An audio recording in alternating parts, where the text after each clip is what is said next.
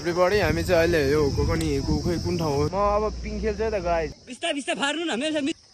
हुइक्याउ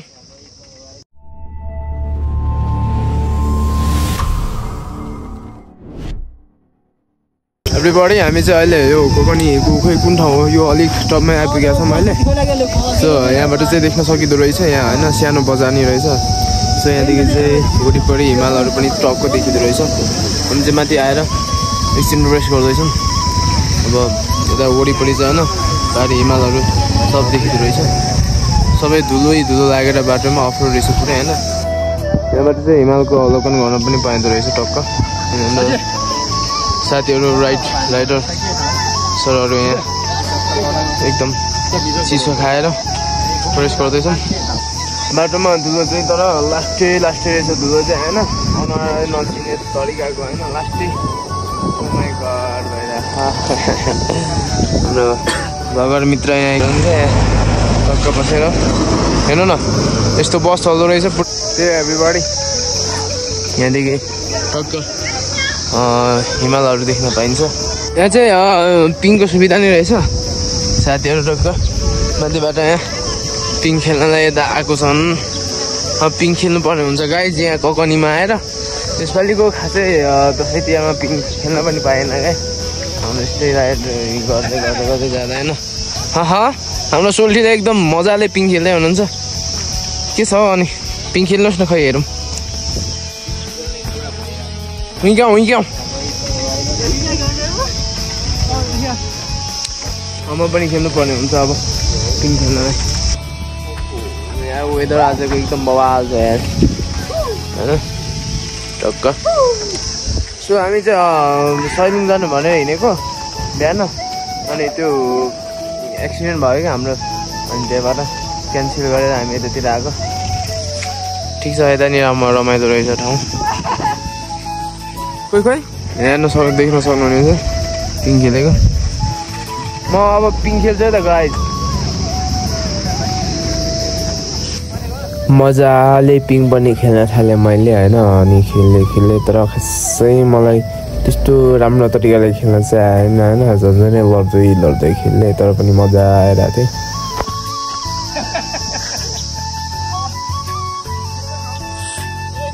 एकदम बबाल भयो पिङ खेलेको चाहिँ होइन ठिक छ यतिको त हुनु पर्यो नि त अब दसैँमा खेल्न पाएन होइन त्यही त ठिक छ दसैँमै खेला जस्तो सोच्नु पर्यो अब त्यस्तै होइन हाम्रो डेस्टिनेसन चाहिँ आज खासमा अर्कै ठाउँमा थियो होइन अब बिहान अलि ढिलो भएको कारणले चाहिँ हामी त्यहाँ पुग्न सक्यौँ यहाँ पनि नट ब्याड यता पनि छ नि त फेरि यता अर्ग्यानिक हिमाल चाहिँ यता देख्न सकिन्छ फेरि त्यसपछि फेरि हामी लाग्यौँ उकालोतर्फ तर बाटो हेर्नु न एकदमै अफरोड के पुरै धुलो होइन बिचमा अलिअलि पिच भयो तापनि पुरै अफरोड के अनि बसहरू आउने होइन बसहरूसँग खासै त्यस्तो हुन्छ नि साइडै नपुग्ने के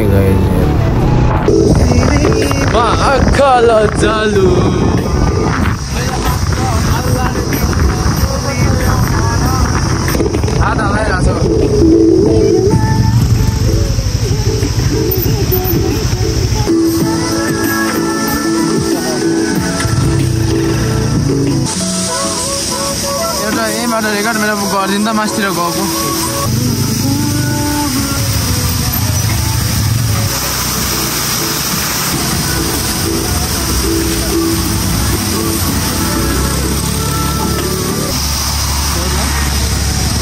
कोकनीको टपबाट देखिने भ्यूहरू चाहिँ यस्तै छ गाइज टपको होइन लास्ट भ्यूहरू यही हो यस्तो दामी छ होइन त्यही हो तपाईँहरू नि आउनुहोस् घुम्नुहोस् रमाइलो गर्नुहोस् कोकनी भन्ने ठाउँमा नुवाकोट जिल्लाभित्र पर्छ होइन त्यही हो डाँडा काँडा जङ्गलहरू बादल वाउ हामी चाहिँ त्यही बाटो हुँदै यताबाट घुमेर आउनु पर्ने हुँदो रहेछ आउँदा चाहिँ होइन तलै देखिन्छ काठमाडौँबाट त्यही हो 3 घन्टा जति हिँड्नुपर्छ अफरोड छ बाटो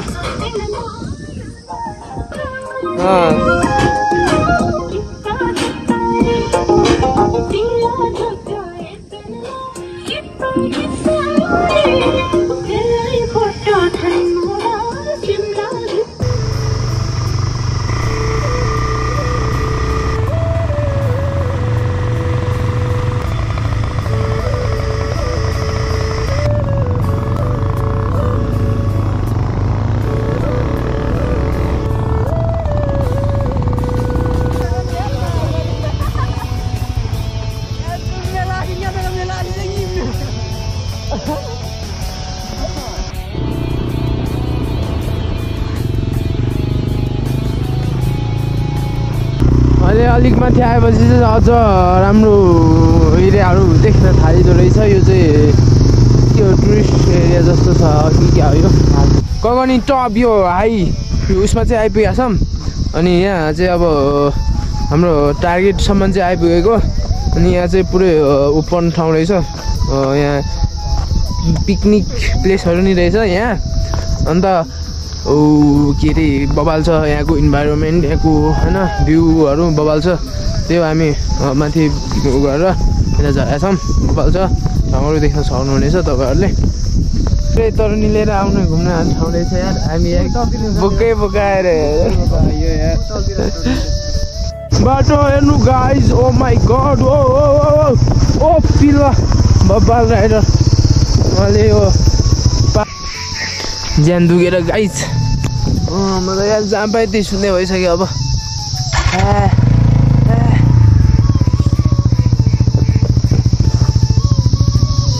बबाल